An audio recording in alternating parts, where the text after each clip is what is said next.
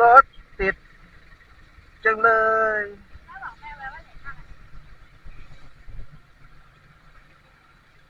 ทำไมรถติดแบบนี้เนี่ย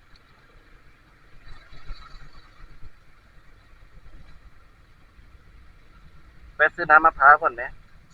กินมะพร้าวไหม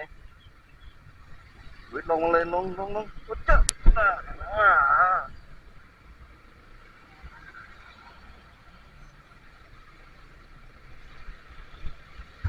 ฝั่งโน้นมันน้ำท่วมไงฝั่งโน้นอ่ะใช่แล้วก็เมื่อเช้ารถเสียกันหลายคันเลยแหละทั้งมอไซค์ทั้งรถไฟฟ้ากว่าจะหลุดออกจากตรงนี้ได้ก็เกือบ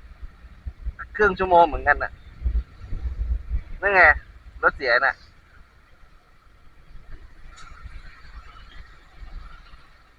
รถเสียกันทั่วหน้าใช่มันคือฝนลงฤดูใช่ตอนนี้ก็ร้อนแล้วเนี่ยตากแดดสงกรานต์ปกติไม่มีฝน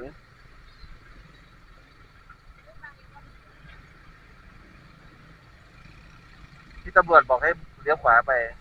จะ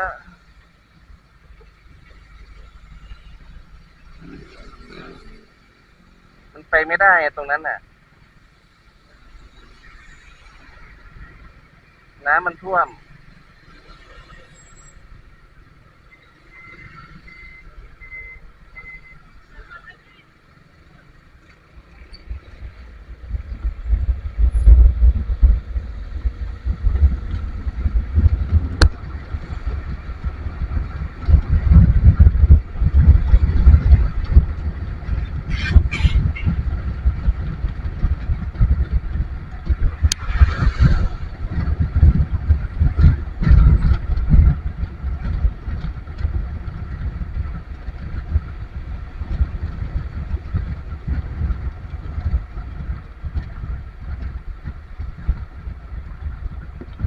ติดยาวอยู่ไหมน่ะติดยาวอยู่นะปากซอย